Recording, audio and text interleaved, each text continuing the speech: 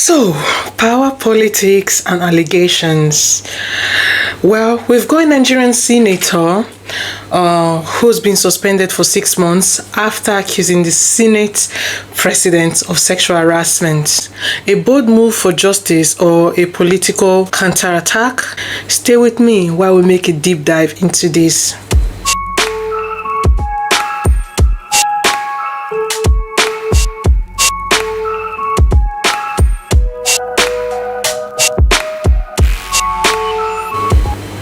So today we go beyond the headlines to discuss not just the facts of the case but deeper societal issues.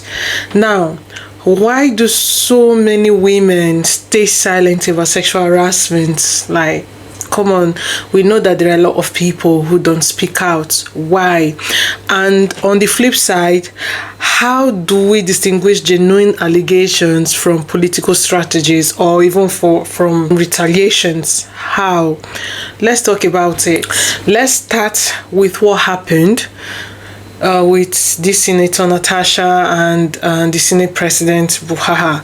So Natasha, which is one of only 4 women in the Nigerian Senate, accused the Senate President Godswill Akpabio of sexual harassment.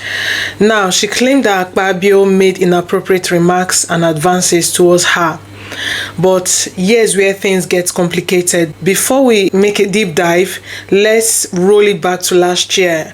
The tension between Senator Natasha and Akpabio started actually sometime last year when Senator Natasha was trying to talk and Akpabio actually made a remark comparing her behavior to that of a nightclub. So let's have a quick look into this. To be killed, we just want a bit of modification.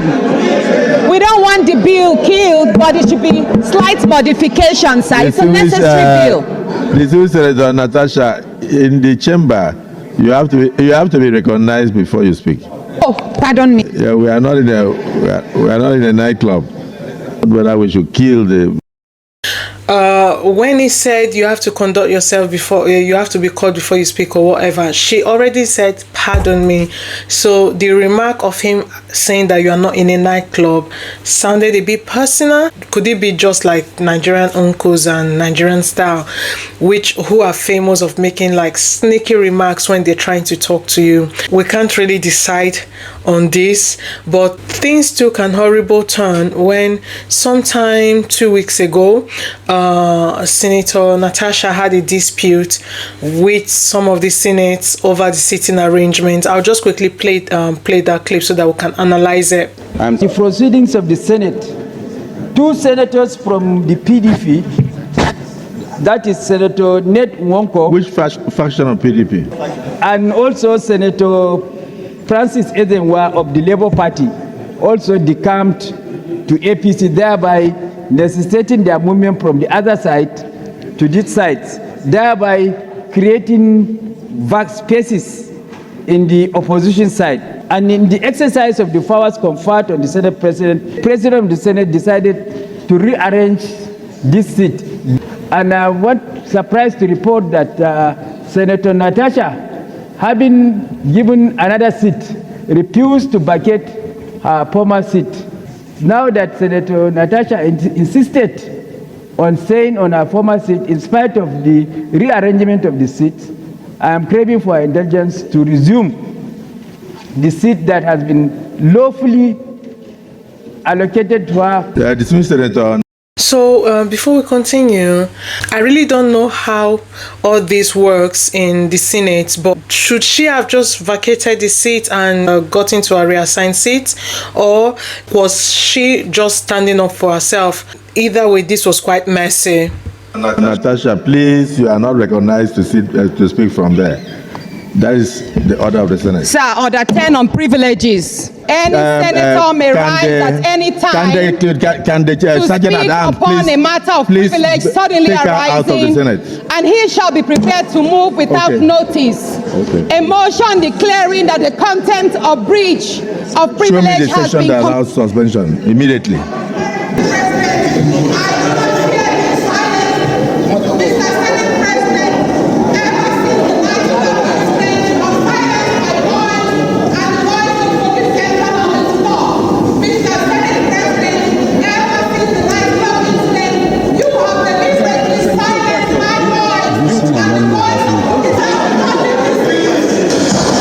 So you did hear, she kept saying that ever since the nightclub incident, you have deliberately silenced my voice, but I will not be silent anymore. Was the outburst necessary, or was it warranted, or did she do well by standing up for herself? Well, I was not there. I really don't know what happened behind closed doors, so I really don't want to take sides, but something definitely has been going on between these two for the outburst to be this crucial. Next, now let's take a look into what happened after this outburst, because she then appeared on news and made some serious allegations. Let's play a clip from those allegations. We will analyze it together. Because he had a big fanfare in the stadium. Myself, my husband, and a few of his close friends, we went to Akwa Ibom. And at first we were at Ikot Ekpene. We were in his house in Ikot Ekpene. Then we all moved to his house in Uyo, which was about 8 p.m. And he held my hand and said he wanted to show me around his house. My husband was walking behind us, just 3 of us. We're walking around from room to room. He showed me the beautiful interior. This was done by this, by that, this designer here, he bought this from us. Like, oh, it's beautiful. And then I noticed that he hastened his pace while still holding my hand. And my husband was behind, still on his phone, but he was catching up whenever he could. And then he got to this particular sitting room, and he said, "Do you like my house?" I said, "Of course, sir. Every room, beautiful, nice interior, quality taste."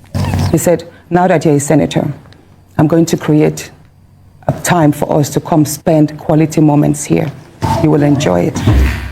At that point, I just pulled away, and I was like, I don't really understand what exactly that meant. But then my husband now, when I turned around, I saw my husband was already near me. And the way my husband looked at me and looked at him, I was beginning to wonder, did he hear part of that inciting statements or not? And then the Senate President too, I saw that he also had that thought, like, did my husband hear the invitation to treat or not? So then the Senate President now said, "Oh, by the way, let me show you my chapel." He has a chapel in his house as well. So when we were going to the chapel, you know, we walked in silence and all.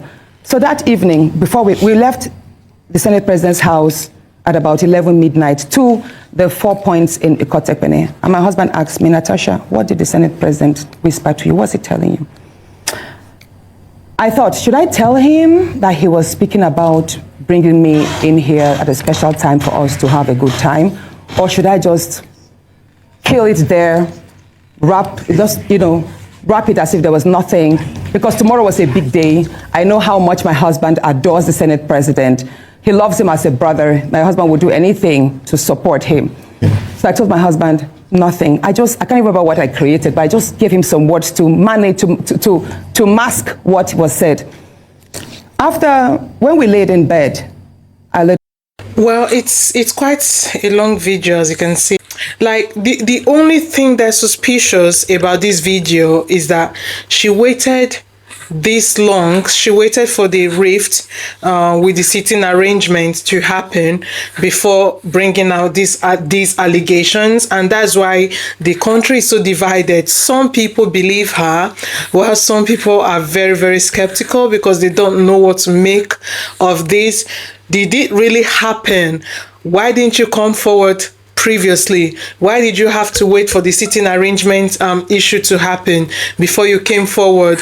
So everybody, like, the country is quite divided. I'm not going to play everything, but this is on Sahara TV. You can go watch it. Shortly after that interview, she then submitted a petition against the Senate President, which I'll just quickly play for you so that we can analyze it together. Mr. Senate President, I have before me a petition by a Nigerian citizen and a constituent of Kogi Central under the name Suberu Azamare Yakubu. And the petition is against the President of the Nigerian Senate, Senator Godswill Akpabio, for sexual harassment, abuses of office, and malicious obstruction of legislative functions of distinguished Senator Natasha Akpoti-Uduaghan. So with your kind permission, may I please lay this petition? Because as you know, yesterday... Is there any legal impediment? On the subject matter, none, sir. None, sir. Please proceed to lay the petition. Since you said there is no legal impediment. There is none, sir. Thank you. Don't worry, somebody. And after submitting the petition, she was then suspended for 6 months. Now, was this dual retaliation? The reason I mentioned dual retaliation is that did she submit this petition against the Senate President because of what happened in February, because of the sitting arrangement, or the sexual harassment actually happened? It's a double-edged sword, and that's the first form of retaliation. Now, the second form of retaliation was the fact that she was suspended. Was she suspended because of her conduct in February 2025 during this because of the sitting arrangement? Because that's the only issue I have with all this buhaha. I really don't like the way she conducted herself. I don't like her outburst. I believe there were different ways she could have gone about it, but that's my opinion. I really don't know how these things work. I believe maybe she could have filed a motion, or she could have done it in a way that didn't constitute her having an outburst, you get. But was she indeed suspended because of that outburst, or was it a form of retaliation for her submitting a case of sexual harassment? Now, was this a courageous stand against sexual harassment, or was this a case of using a serious accusation for political leverage? So to understand this case, we have to acknowledge a larger issue: the fear of speaking up. In Nigeria and around the world, many women don't even report sexual harassment or sexual abuse. Why? Because of what would happen next: retaliation, job loss, public shaming, disbelief. Many women stay silent because they fear being labeled troublemakers. Just like in this case, she's been labeled a troublemaker by so many people, or losing everything they've worked for. Now, the Senator Natasha case echoes this reality. Some see her as a brave woman who spoke up against a powerful man and was punished for it. If you were in her shoes, would you have spoken up?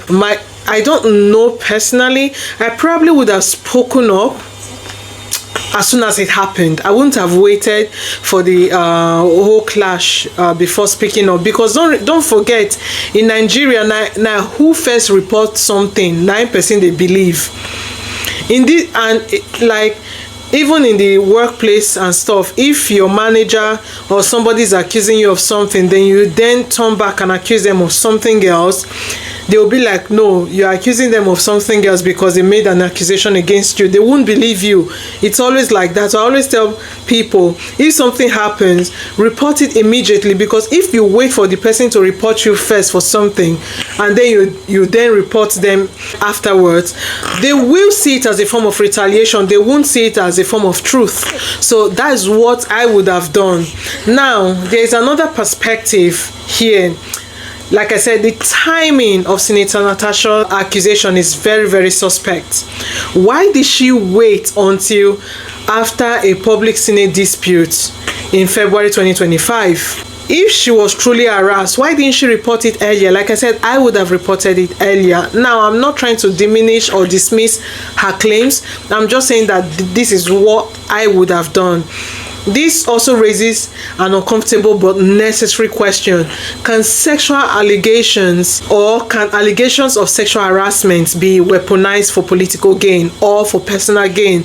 Because we've seen it in many situations where a woman will be like, okay, because I'm not having my way, I'm going to report you for this, or I'm going to make these accusations and I'm going to ruin your life. So was that what went on here, or was she truly sexually harassed? Now, me and you, we were not there. It's only she, Senator, the Senate President, and God that actually knew what happened. So we can't really we can only speculate, but we can't really say definitively that this is what happened. And now, if that's the case here, what does that mean for women who are actual victims? Let's say it was a case of actual retaliation. What does it mean for people who were actually victims of sexual harassment?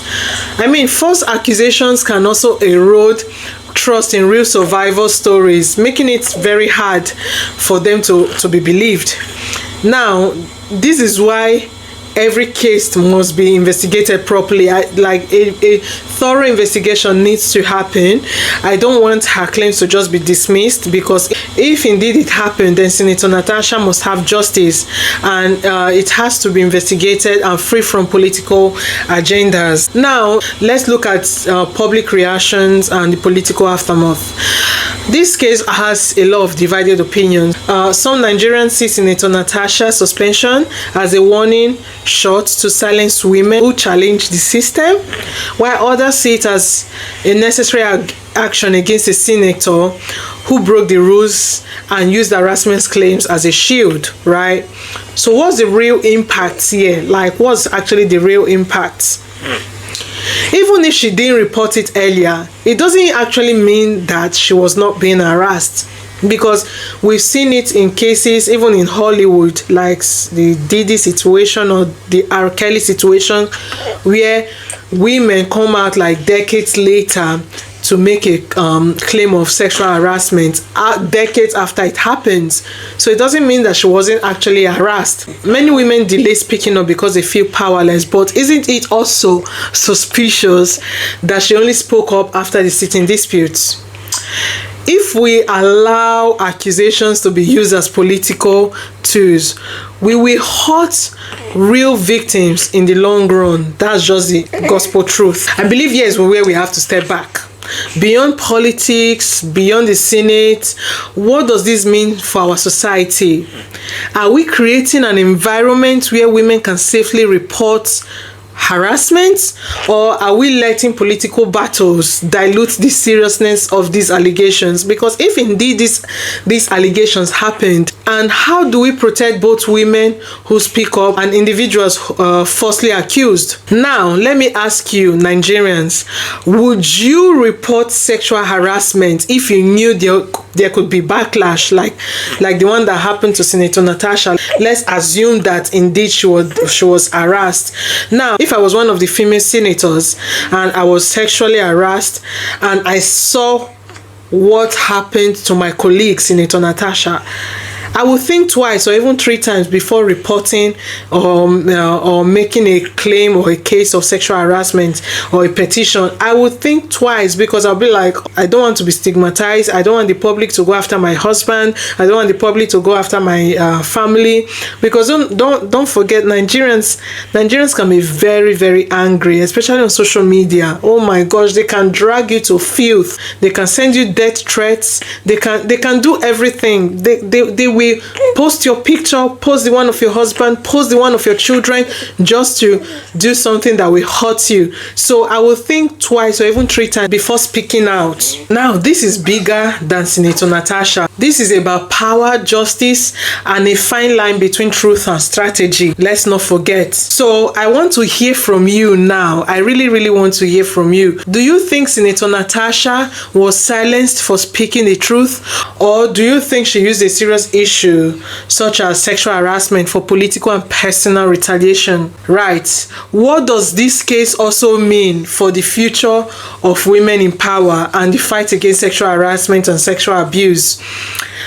I mean, please, let's have this conversation in the comments, and make sure you like, share, follow, subscribe for more deep dives into issues that matter. Thank you, and enjoy the rest of your day. Bye.